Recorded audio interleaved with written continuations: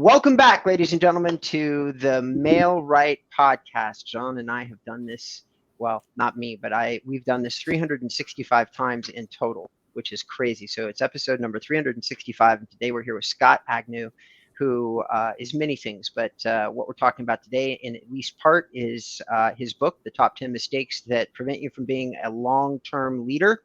And then we're going to spend a much smaller part of the podcast talking about what made him qualified to write the book in the first place, which is experiences at Keller Williams.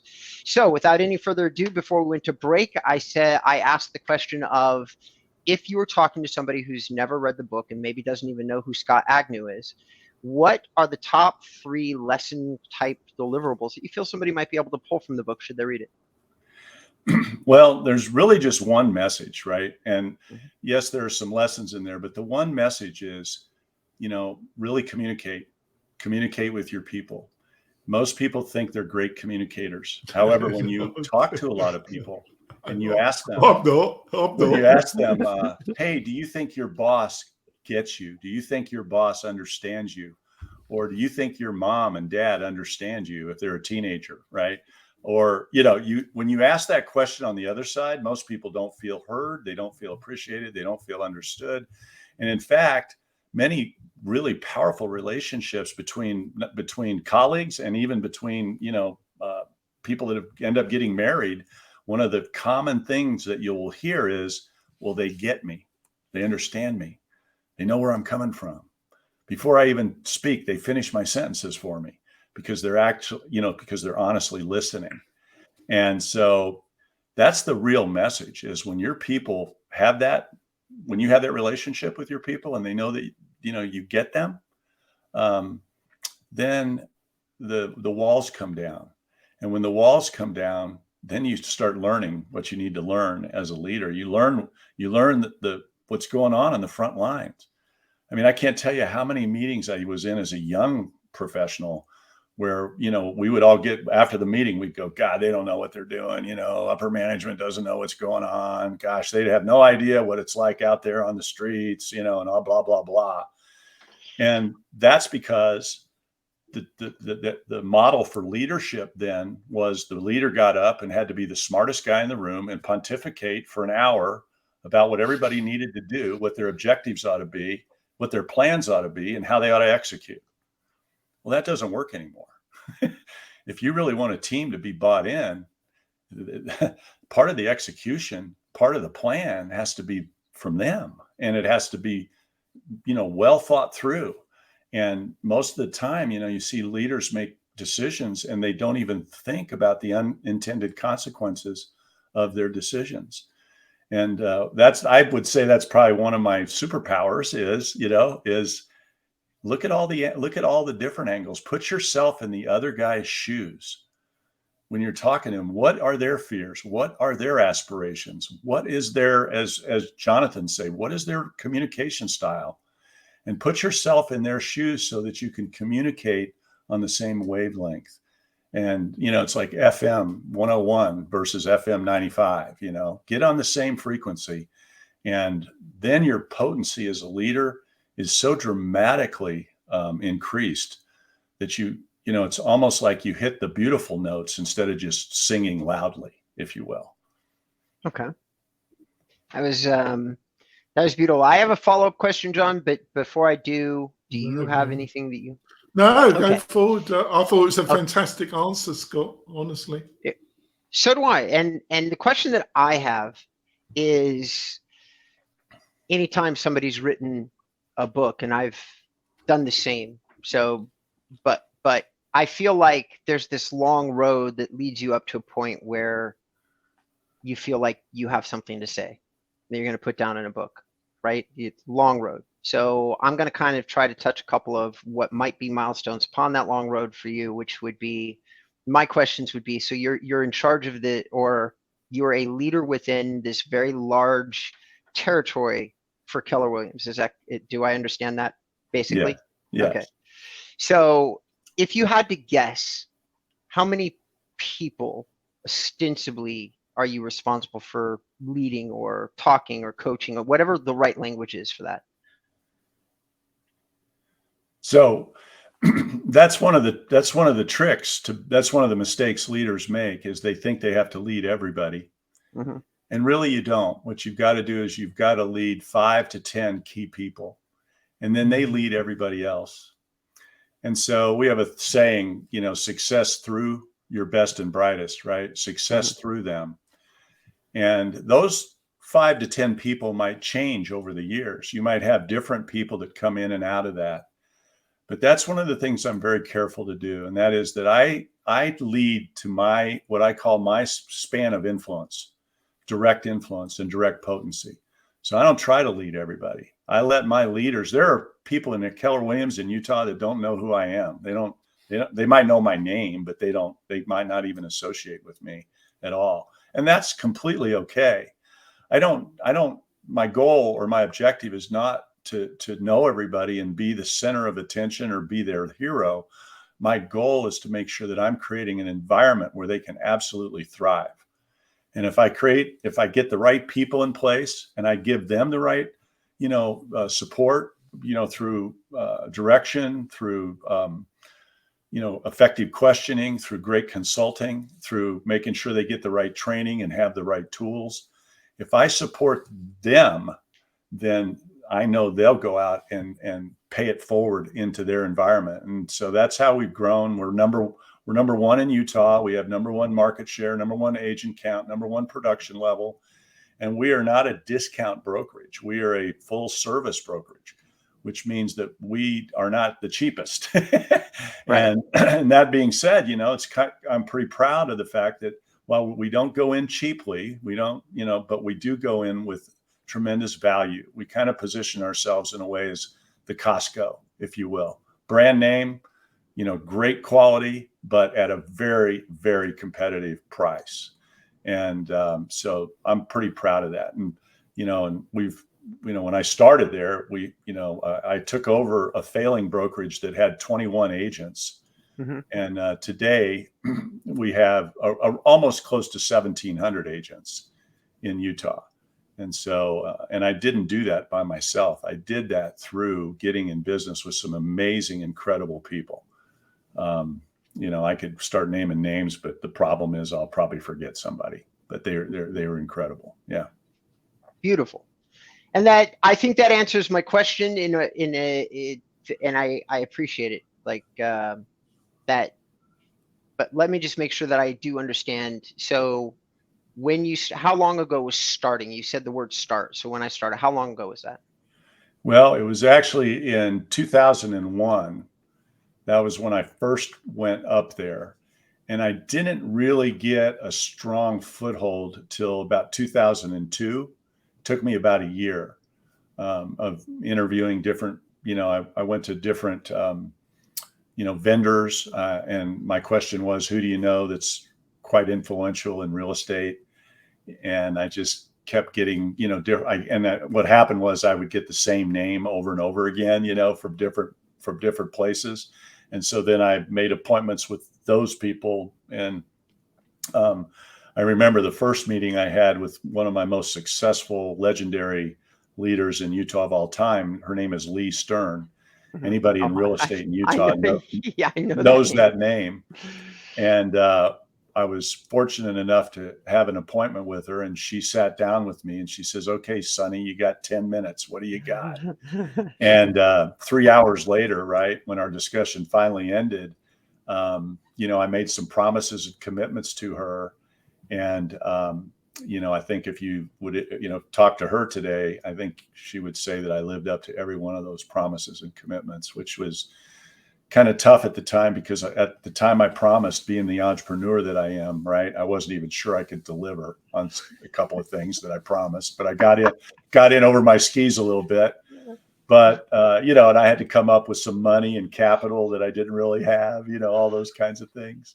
So, I would just say that, if anything of great significance, the only way you're going to accomplish it is if you, find a way to get with and be part of other people's vision too, and buy into what they want.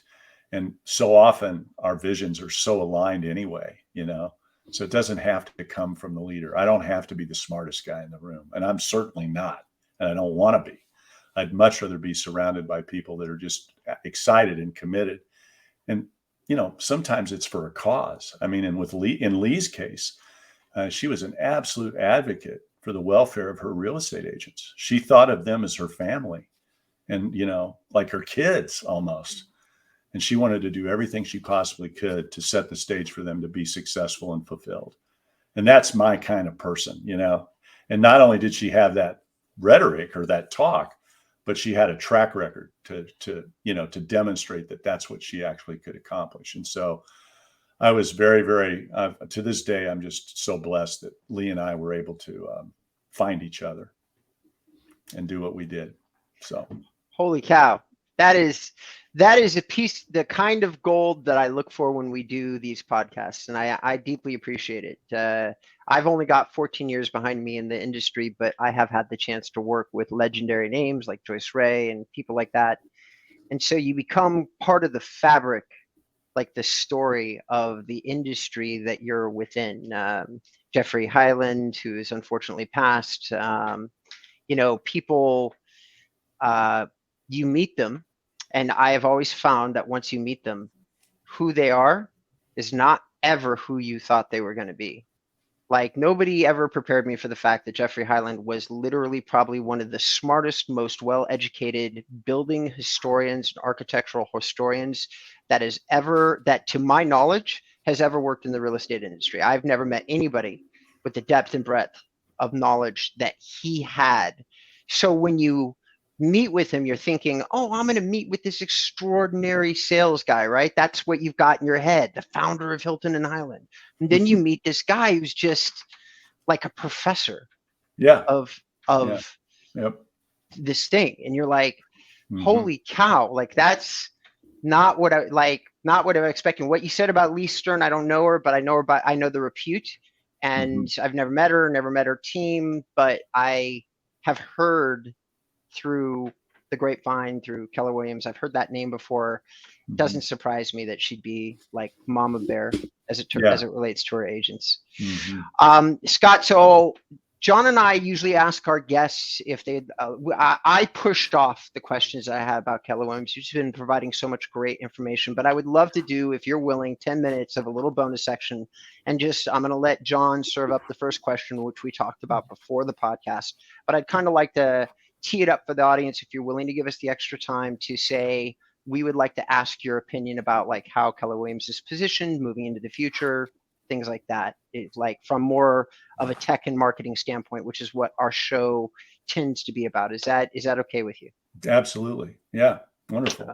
Okay. John, do you have anything? Well, we're going to go to the final break and move everybody over to the YouTube channel. Actually, you know what? Now that I think about it, how would you like people to look you up? Like, if somebody wants to research you, wants to research your book, Scott, how would you like them to do that? The easiest way, they can email me at scotta@kw.com, and then I can get them a direct link to check out the book. Or if they don't want to email me, they can just go on to longtermleader.com. Very easy to remember. So either way, scotta@kw.com or longtermleader.com. Actually, I haven't done this before, actually, but I think Scott is such a fascinating. We just extend the podcast show, Robert, for another 10. We just extend it, all right? Okay, so we won't do these at the outro yet. Beautiful, great. So John, if you wouldn't mind, if you remember the question that we talked about prior to the show, why don't you serve it up, because you are a little bit more graceful than I am, which literally is a rarity. Usually it's opposite, but in this case, so everybody knows, I kind of got shut down and John kind of got the green light. So that's Oh, that's okay. That's all right. That's all right. Good pass off. Good pass off. I like it. All right, thanks. So Scott, what's your thought? Was you surprised about what has happened to Zillow, to Open Door, and to some extent Redfin? You know, they all, to some extent, went into wholesaling. It seemed to be what they thought was going to be, especially with Redfin, going to be the future, that it was going to be a hybrid wholesaling landscape that was going to be the driver of their growth. Also, Zillow, obviously Open Door, that is their business model, and but to all extents, to say that it hasn't worked out, was you surprised, or did you have a feeling that this was going to be the outcome when the market became more realistic? Put it that way, shall I? Well, I'm not going to sit here and pretend like, oh yeah, I knew that it was going to fail. But I will tell you, every year, as we kept looking at, analyze the financials of these companies, and they were losing millions of dollars. I mean, gosh, another one you didn't mention is Compass. I mean, these guys have burned through $700 million, and basically the whole, concept of trying to either displace or to, I don't know, go directly to the consumer without, having a real estate agent involved is a very tenuous, I can see the aspiration because they see the dollars and the money. But as far as real estate itself, man, it's an intimate business. When you buy and sell real estate, when you buy and sell property, when you invest, you want somebody you can call and talk to, and you want to be able to trust that person. I mean, I don't want to sound old school here, because I totally believe that technology has its place. I mean, all of my clients look on Zillow for what their property is worth. Great, wonderful. I don't have to send them the CMAs, and I don't have to do all that stuff anymore. But when it comes down to them wanting to buy or sell property, who do you think they call? They want to call somebody that knows what they're talking about, that knows, the pitfalls and the landmines and the unforeseen challenges and problems. And, it's a big decision.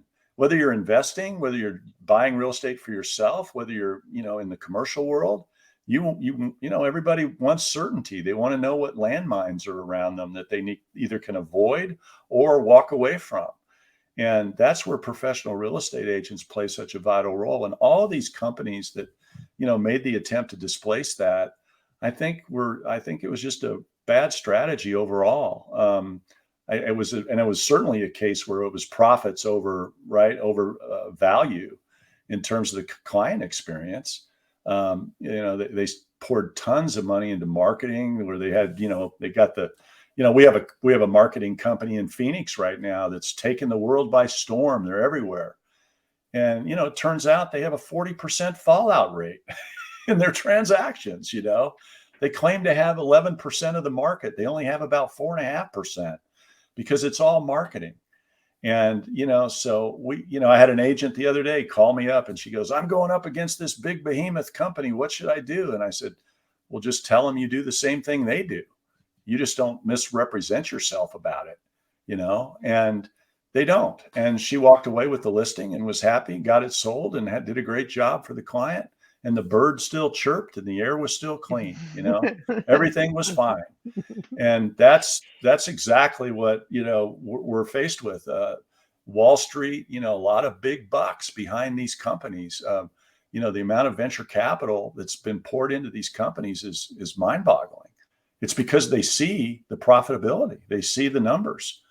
But to access those numbers, we believe very strongly that the way to access that is through professional real estate agents who are fiduciary, who wake up every morning with their client's best interest at heart, who are there to serve, as servant leaders, not as salespeople, who educate first and help their clients make great decisions.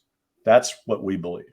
And I think that for the long haul, I think that strategy is probably going to prove to be pretty solid. I don't see it any other way. Copy you. So that's, a small adjustment, and I am only regurgitating stuff that I've read, but I think you were actually overly generous in the amount of money that you said that was lost. I believe the number with Compass alone is actually in the billions, but right. But I appreciate, as another leader who is oftentimes speaking on platforms, it's always better and wiser to just say the least possible thing. You can't get yourself in trouble usually. So I get it, but I will put myself out there, not you, and I will say I think the number is much higher than the one that you that you gave. So having said that, I think John kind of skipped the question, but that's okay. We're going to leave it alone. I don't want to if John didn't want to do it, then I'm going to lean in on his wisdom and say we're not going to do it. But I do want to ask one other question, which is a burning one from me. I'm asking you one Robert Newman question. I'm curious to know how you feel Keller Williams is positioned against more, and maybe this is a marketing thing, but more digitally focused real estate brokerages such as Realty One, EXP. There has been a shift, a newer trend that is not Compass, which is trying to do the same thing with a little bit better branding and a mobile app, in my opinion. So that's what they were trying to do, right? Yeah. But you do have a couple of companies with new ideas out there that are trying to do things in a somewhat different way. And some of those ways are almost entirely digital, virtual offices, virtual everything. Mm-hmm. I'm curious to know how you feel if you can say no. Yeah, I'm just kind of, if you're willing to weigh in and kind of say, how do you think is Keller Williams is positioned against these other digital companies and why? Yeah, sure. Well, the things have a way of finding an equilibrium. EXP came out, and their big thing was, it was two things. Number one is we have one statewide brokerage, which means if you have a team, you can market, you can have identical marketing throughout the state. You don't have to have different signs, work out of different offices and all that kind of stuff. That was a point of friction that they removed for the agent, which for the, the top agents, the people building teams and those kind of things. And that was really a good move. And we kind of missed that one a little bit. Well, we were hearing it, but we weren't really listening. We were hearing it, but we weren't listening. So that was one thing that they did really well. They also came out with an opposite position on physical space, right? Their position was, we don't need to have offices. We don't need to have physical space. You can work out of a rented, executive office or whatever you want to do. And that seemed kind of sexy and appealing in the beginning, but you know how I say things have a way of creating equilibrium and coming back together. I mean, I have a 20,000 square foot office building in East Valley, in Tempe. I have a 18,000 square foot office building in Park City, Utah, with 3 satellite offices up there, and we're full. Agents like having an office space. They like being able to walk down the hall and ask another agent a question, about a transaction, or get some advice, or pop into a training room, or, get on, heck, if you just want to have at the end of the day, glass of wine with your fellow colleagues, and you create a culture around agents being connected to each other. And that happens because it's facilitated by somebody in that physical space who's a leader. And that leader creates a tribe, and that tribe becomes strong. And I have 60, 70, 80 agents in the same office. You think they're a little smarter than every single agent out there thinking on their own, who are maybe they're only texting back and forth, or maybe the only time they get smart is when they're in a mastermind? What's it like if you could basically have a mini mastermind every day, right? Because all you got to do is walk across the hall, or, meet somebody in your office, say, hey, let's go to lunch. So I don't think that's the end all answer. I think you still have to have an amazing presence in the digital space, but it has to be physically enhanced, I believe. I don't believe it's one or the other. I think it's both. And you've seen Amazon. You've seen, Apple isn't virtual. Apple has stores. Amazon has stores now. You're going to see that trend, I think, go back to, digital space with physical enhancement, and that Keller Williams is positioned beautifully for that. We've got a technology, a platform called Command that had a little bit of a rocky start when it was launched, but we've been busting our tail for the last 18 months, and Gary Keller just flat came out and said, listen, we're not even going to talk about Command until we've earned the right to. And he's poured, so many resources into this, and he has so many smart people working on it. we have two people, Matt Green and Chris Cox, who are have just, I mean, they have been dedicated to nothing but making Command completely stable, completely functional. And they're, at the upper end, there's a small portion of upper end limitation, but for 98% of our agents, Command is a beautiful platform and it can do everything they need it to do. So we're excited about our digital future for sure.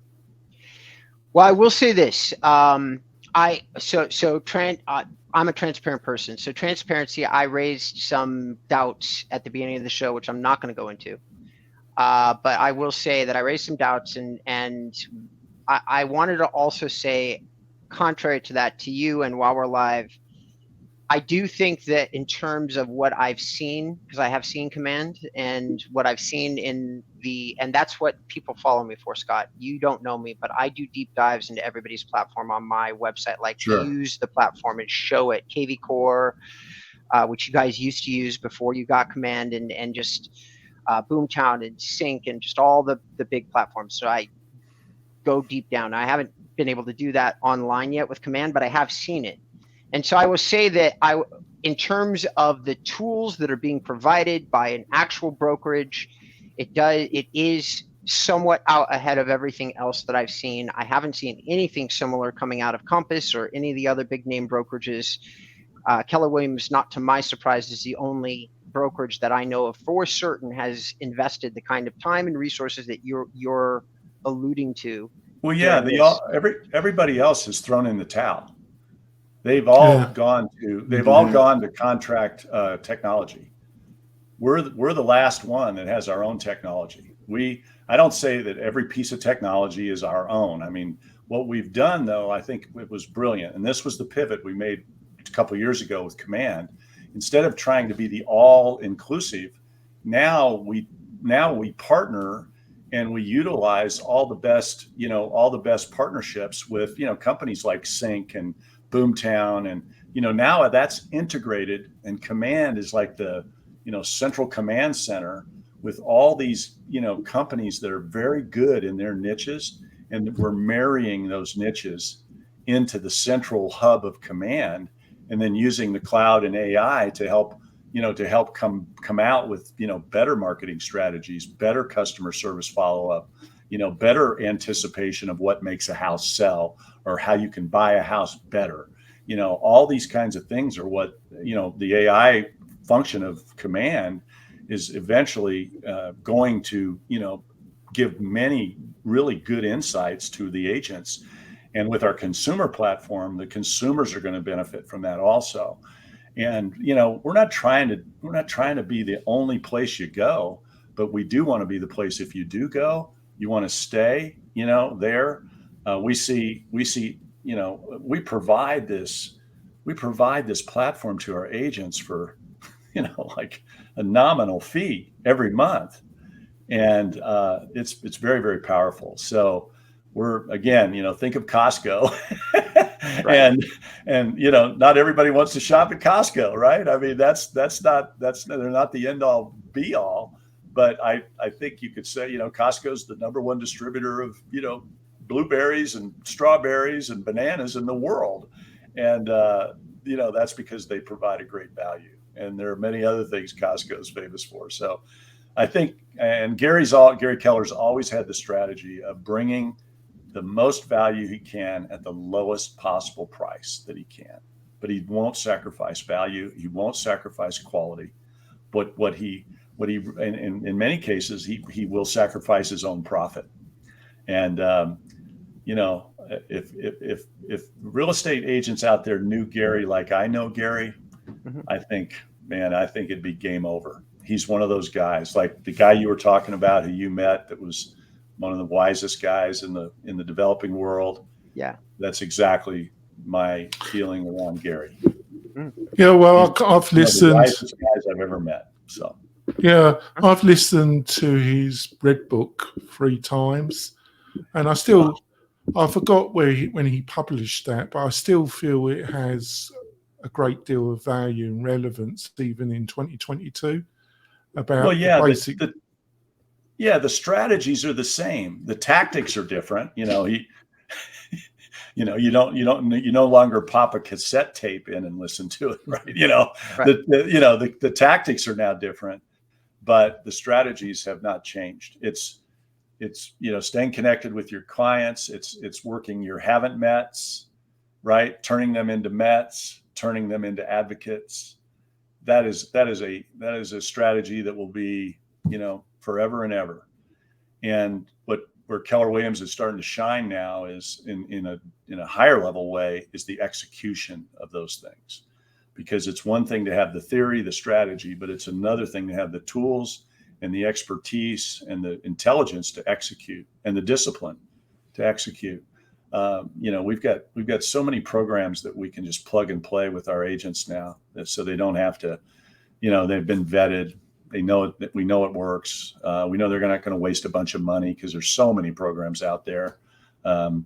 We'd like to kind of be like the place you go where that everything on the shelf is really quality. Well, Scott, I got to say, I have had the incredibly good fortune of meeting a couple of people that are close to Gary, and you are similar in all of them to that. You seem, I'd follow you into battle, man. Like, so, and I've seen that drip down from Gary to his people. I've seen Gary speak. I've been to Keller Williams reunions, but how those shticks. He's got 10,000 people trying to come up and say hi to him. So I've never met the man. I've seen the man. I've seen him speak. I've listened to his stuff. I've watched him on video. Same thing as John, but I've never met him. Yeah. But I have met a couple people like you who have been close to him, and they all say the same thing. Every single person says the same thing, which he's a one-of-a-kind leader, a one-of-a-kind thinker, and he values his people like almost nobody does inside the real estate space. Yeah, I appreciate you saying that, and I think show or podcasts or shows like yours that help get the word out are fantastic, and I appreciate the opportunity to be part of it today. I enjoy you guys a lot, and thanks for giving me such great questions and giving me a little bit of a platform to pontificate a little bit. But I hope that I hope it didn't come across that way. But no, not at all, Scott. You must come back. Hopefully you will come back in the new year, because you've been a great guest. I'm sure Robert agrees. Yeah. Well, that would be nice.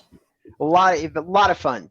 John will tell you, I do, never mind. I do these things for these moments where somebody like lights my fire and gets me re-excited, and you've done that.